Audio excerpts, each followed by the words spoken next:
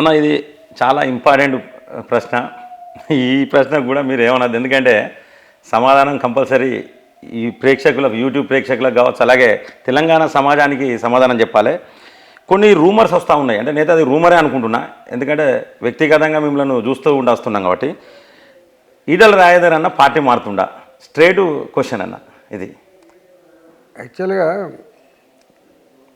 అంటే రోజు నేనే టార్గెట్, ఎవ్రీడే. ఇవాళ కూడా ఎవ్రీడే కాంగ్రెస్ వాళ్ళకు నేనే టార్గెట్, బీఆర్ఎస్ పార్టీకి నేనే టార్గెట్, కొంతమంది సంకుచితమైన వ్యక్తులకు కూడా నేనే టార్గెట్. రోజు రాస్తున్నప్పుడు, రోజు చెప్తున్నప్పుడు ఏం సమాధానం చెప్పుకుంటే చెప్పండి. ఇప్పుడు ఈ ఒక ప్రభుత్వం గురించి సంజయ్ కామెంట్ చేసిండు కూలుతుంది అని చెప్పేసి.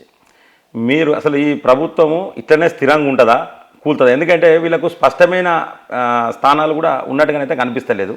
64+1 వాళ్ళ మిత్రపక్షం ఉన్నట్టున్నది. సో స్పష్టంగానైతే మెజార్టీ అయితే పెద్ద ఎత్తున లేదు. ఎప్పుడు పోయినా కూడా రేవంత్ రెడ్డి గారు ఎవరో ఒక మంత్రిని తీసుకొనే పోతూ ఉన్నాడు ఎటువైనా. అంటే ఈ మీ ఆలోచన ప్రకారం, అంటే మీకు చాలా అనుభవం ఉన్నది. ఒక మాట, ప్రజలు ఓట్లేసి గెలిపించుకున్న ప్రభుత్వం అది, ప్రజలు తెచ్చుకున్న ప్రభుత్వం అది.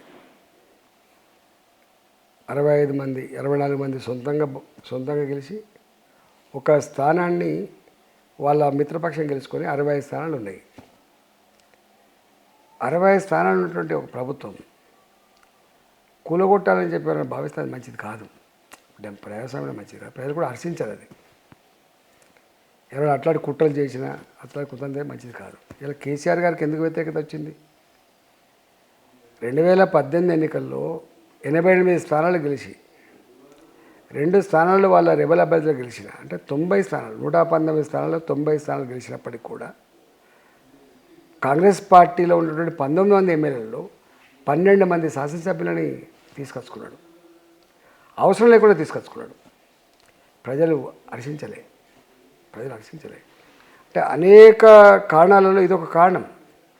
నేనేమంటున్నా, ఒకవేళ కేసీఆర్కి అంటే 10 ఏళ్ళు అధికారం చెలాయించరు, ఇంత తొందర ఏమొచ్చింది?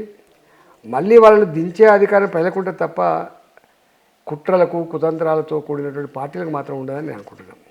ఎందుకంటే మళ్ళీ రేపు వాళ్ళు హామీలు ఇచ్చిండ్రు, వాళ్ళు హామీలు అమలు చేయకపోతే, గొప్ప పరిపాలన చేయకపోతే, ప్రజల హృదయాలను గెలుచుకునేటువంటి ఆచరణ కనుక వాళ్ళు లేకపోతే దించాల్సింది ప్రజలు తప్ప ఏదో ఒక పార్టీ మళ్ళీ కుట్ర చేసి దిస్తుంది అనేటువంటిది ఇది మంచిది కాదు. అది ఆ ఆలోచన మంచిది కాదు.